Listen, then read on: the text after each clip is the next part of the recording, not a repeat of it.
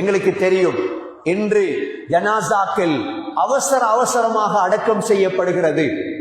ஆனால் பல சட்டதிட்டங்கள் பாழாக்கப்படுகிறது. ஏன்? தெரியாததின் காரணமாக, அறிவு இல்லாததின் காரணமாக. சகோதரர்களே, ஒருவர் சக்கராத்தை அடைந்து விட்டார் என்றால், உலகத்தை முடித்து விட்டார் என்றால், அவருக்கு பக்கத்தில் வந்து பார்க்க வேண்டும். கண் திறந்திருக்கும். இஸ்லாமிய முறை அவருடைய கண்ணை மூட வேண்டும். நபி ஸல்லல்லாஹு அலைஹி வஸல்லம் சக்கராத்தில் இருந்தவர்களிடம் வந்தால் அவருடைய கண் திறந்து கொள்ளும். ஏனென்றால் ரூஹ் வாயால் பிரியும் பொழுது வாயினால் தான் ரூஹ் வெளிவருகிறது. அந்த ரூஹை கண் பார்த்து கொண்டே இருக்கும். உடனே கண்ணை மூட வேண்டும்.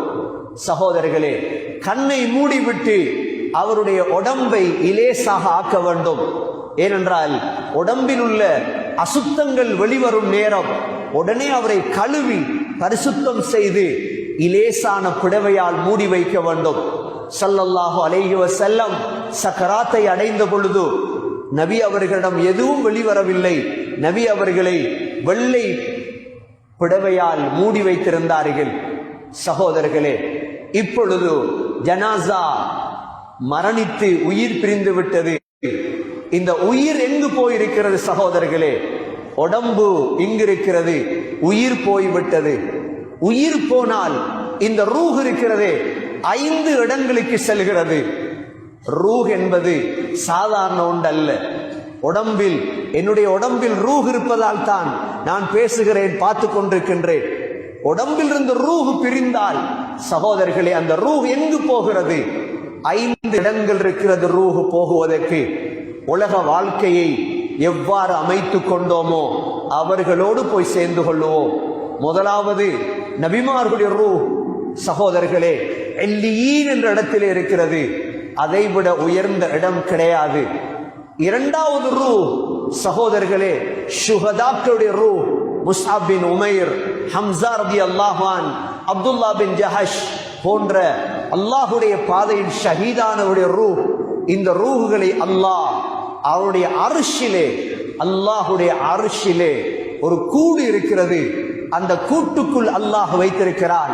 ஒரு பறவைக்குள் அல்லாஹ் அந்த ரூஹை போடுவான். அந்த ரூஹ் அந்த கூட்டுக்குள் தங்கி இருக்கும். ஒவ்வொரு நாளும் சொர்க்கத்திலே சுத்தி அதனுடைய பழங்களை எல்லாம் சாப்பிடும். பிறகு அது வந்துவிடும். ஹஸ்ரத் ஜாஃபர் ரலியல்லாஹு அன்ஹு சகோதரர்களே, மக்காவில் பிறந்தவர், எத்தியோப்பியாவிலே இஸ்லாத்தை பரப்பியவர், மதீனாவுக்கு ஹிஜ்ரத் செய்தவர். மதீனாவுக்கு வந்த அப்துல்லாஹ் பின் ஜாஃபரை, ஜாஃபர் பின் அபி தாலிபை நபி அவர்கள் ஜோர்டானுக்கு அனுப்பினார்கள், முஅத்தாவுக்கு. முஅத்தாவிலே அவர் ஷஹீதாக்கப்பட்டார். 2 கையும் வெட்டப்பட்டது. ஜாஃபர் ரலியல்லாஹு அன்ஹு அவர்களுடைய. நபி அவர்கள் சொன்னார்கள், அந்த 2 கைக்கு பதிலாக அல்லாஹ் சொர்க்கத்திலே 2 இறக்கைகளை கொடுத்திருக்கிறான். அவர் சொர்க்கத்தை சுத்தி கொண்டிருக்கிறார்.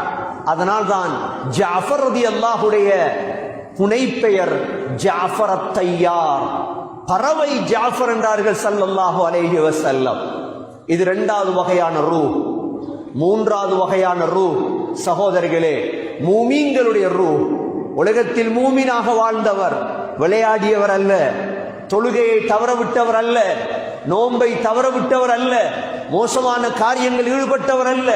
மூமினுடைய ரூஹ் சகோதரர்களே பிரிந்ததோடு அல்லாஹ் அந்த ரூஹை சுவர்க்கத்தில் இருக்கும் ஒரு மரத்துக்குத்தான் அந்த ரூஹ் செல்கிறது.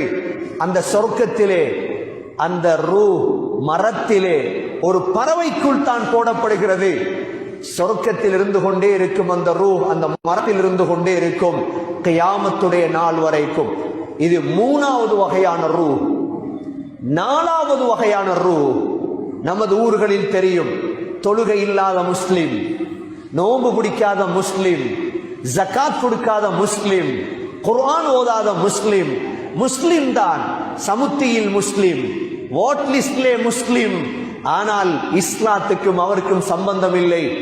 இந்த ரூஹ் சகோதரர்களே அல்லாஹ் பர்ஸஹுடைய நாள் வரைக்கும், கியாமத் வரைக்கும் அல்லாஹ் ஒவ்வொரு வகையான தண்டனை. தொழுகை இல்லாவிட்டால் அந்த ரூஹுகள் இடத்துக்கு செல்கிறது. தலைகள் உடைக்கப்படும் இடம், சகோதரர்களே, ஜினா செய்திருந்தால் தௌபா செய்யாமல் ஜினாவில் இருந்தால் அதற்கு வேறு இடம். இது 4வது இடம் சகோதரர்களே. 5வது இடம், யாரெல்லாம் இஸ்லாம் பொய் என்று சொல்கிறார்களோ, யாரெல்லாம் இஸ்லாத்தை மறுக்கின்றார்களோ, இஸ்லாம் என்ற ஒன்று இல்லை, அல்லாஹ் என்ற ஒன்று இல்லை என்று மறுக்கிறார்களோ, இந்த ரூஹுகளை அல்லாஹ் சிஜ்ஜீன் என்ற ஜெயிலிலே அல்லாஹ் போடுகின்றான். எதுவரைக்கும்? கியாமத் வரைக்கும். இந்த 5 இடங்கள் தான் ரூஹுடைய இடங்கள். சகோதரர்களே, உடம்பை விட்டு ரூஹ் பிரிந்து விட்டது. இப்பொழுது நாம் அடி கழுவி வைத்திருக்கின்றோம். அடி கழுவி வைத்து இப்பொழுது நாம் குளிப்பாட்ட தயாராக போகிறோம் ரூஹை, உடம்பை. சகோதரர்களே, மேல் போன ரூஹ், 5 இடங்களுக்கும் சென்ற ரூஹ் குளிப்பாட்ட ஆரம்பிக்கும் பொழுது அந்த ரூஹ் கீழே வந்துவிடும். அந்த ரூஹ் கீழே வந்துவிடும். உலமாக்கள் சொல்கிறார்கள், குளிப்பாட்டும் பொழுது ரூஹ் பக்கத்திலே வந்துவிடும். ஜனாசாவை குளிப்பாட்டினால் சகோதரர்களே, குளிப்பாட்டும் பொழுது, அதனால் தான் வுது எடுத்து விட்டு தண்ணீரை முழு உடம்பிலும் ஊற்றி குளிப்பாட்டுவது ஆக குறைந்த முறை.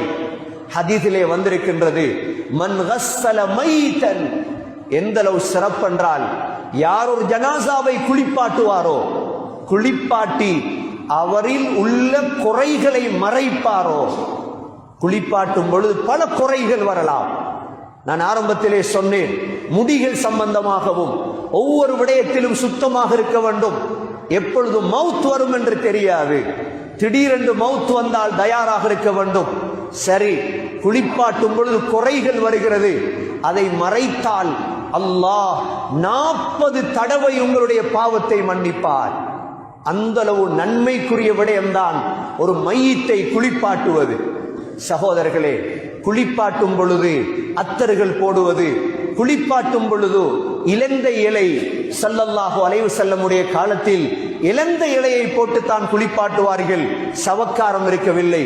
வுது எடுத்து விடுவது போன்ற சுன்னத்தான சட்டதிட்டங்கள் இருக்கிறது. குளிப்பாட்டியதற்கு பிறகு ஜனாசாவை தூக்கி நாம் சுந்தூக்கிலே வைப்போம் கஃன் செய்வதற்காக. சகோதரர்களே, ஸல்லல்லாஹு அலைஹி வஸல்லமுடைய ஜனாசாவை அலி ரலியல்லாஹு அன்ஹு குளிப்பாட்டினார்கள். ஜனாசாவை குளிப்பாட்டும் பொழுது நபியுடைய ஆடைகளை கலத்துவதா இல்லையா என்ற ஒரு பிரச்சனை வந்தது. ஒரு சத்தம் கேட்டது. எல்லோருமே அந்த சத்தத்தை கேட்டார்கள். நபியுடைய ஆடையை கலத்தாதீர்கள், லா துஜர்ரிது ரசூலுல்லாஹி ஸல்லல்லாஹு அலைஹி வஸல்லம். அலி ரலியல்லாஹு அன்ஹு சொல்கிறார்கள், நபியுடைய ஆடையோடு தான் குளிப்பாட்டினோம். நபி அவர்களுக்கு எந்த விதமான அசுத்தமும் உடம்பிலிருந்து வெளிவரவில்லை. உயிரோடு வாழும் பொழுதும் மௌத்தானதற்கு பிறகும் ரசூலுல்லாஹ் மனமானவர்கள். சகோதரர்களே, ஜனாசாவை குளிப்பாட்டி விட்டு ஜனாசாவிலே அத்தர்கள் போடலாம். ஹஸரத் அபூபக்கர் ரலியல்லாஹு அன்ஹு முதல் கலீஃபா தன்னுடைய ஜனாசாவை குளிப்பாட்டுவதற்கு வசியத் செய்தார்கள், என்னுடைய மனைவி தான் குளிப்பாட்ட வேண்டும். உங்களுடைய மனைவி உங்களுடைய ஜனாசாவை குளிப்பாட்டலாம், நீங்கள் உங்களுடைய மனைவியின் ஜனாசாவை குளிப்பாட்டலாம். சகோதரர்களே, அஸ்மா பின்த் உமைஸ் ரலியல்லாஹு அன்ஹா தான் அபூபக்கர் ரலியல்லாஹுடைய ஜனாசாவை குளிப்பாட்டினார்கள். சகோதரர்களே, குளிப்பாட்டியவர் குளிக்க வேண்டுமா? சுன்னத்தான விடயம். குளிப்பாட்டியவர் குளிப்பது சுன்னத். அதற்கு பிறகு குளிப்பாட்டியதற்கு பிறகு சகோதரர்களே, கஃன் செய்ய வேண்டும். நபி ஸல்லல்லாஹு அலைஹி வஸல்லமுடைய உடம்பு சஹூலியா நாட்டை சேர்ந்த வெள்ளை பிடவையால் தான் உடம்பு கஃன் செய்யப்பட்டது. இன்று நாம் 3 சுத்துகள் சுத்துவோம், ஜுப்பா போன்ற ஒன்றை அணிவிப்போம். சகோதரர்களே, ஏழுமானது 5 பிடவைகள் கஃன் செய்வார்கள். ஸல்லல்லாஹு அலைஹி வஸல்லம் கஃன் செய்யப்பட்டார்கள். யார்? நபி அவர்கள் சொன்னார்கள், கஃன் செய்வதுடைய சிறப்பு என்ன தெரியுமா?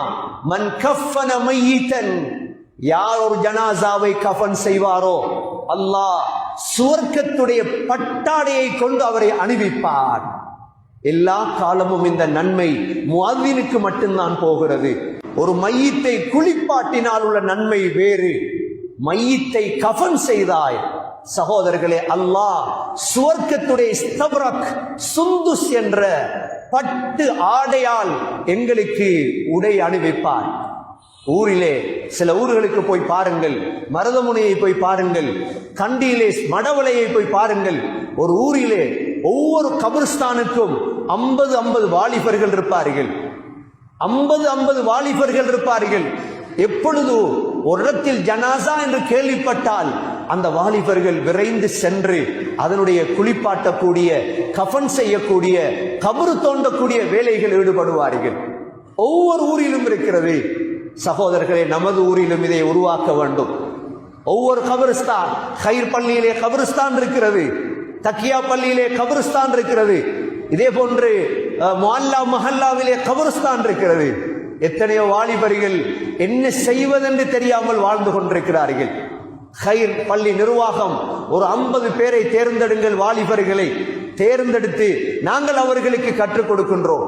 இந்த விடயங்களை கற்றுக் கொடுத்து ஒவ்வொரு கபிரிஸ்தானிலும் 50 வாலிபர்கள் உருவாக்கப்பட வேண்டும். எதற்கு? ஜனாசாவை குளிப்பாட்டும் நன்மை, ஜனாசாவை கஃன் செய்யும் நன்மை. சாதாரணமான நன்மை அல்ல சகோதரிகளே, சாதாரணமான நன்மை அல்ல அவைகள் எல்லாம். உங்களுக்கு தெரியும், மறைந்த சம்மாந்தருடைய அமைச்சர் அன்வர் இஸ்மாயில் சுனாமியின் பொழுது அவ்வளோ ஜனாசாக்களையும் கொண்டு வந்து கஃன் செய்து குளிப்பாட்டி தன்னுடைய தலைமையில், சகோதரர்களே, இது போன்ற பல வேலைகள் மறைந்த மஜீத் எம்பி அவர்கள் அடக்குவதற்கென்று பாரிய சேவைகளை நம்மை விட்டும் பிரிந்த முன் சென்றவர்கள் செய்திருக்கிறார்கள் ஊர்களுக்கு. அவருடைய கபர்களுக்கு நன்மை சென்று கொண்டே இருக்கும்.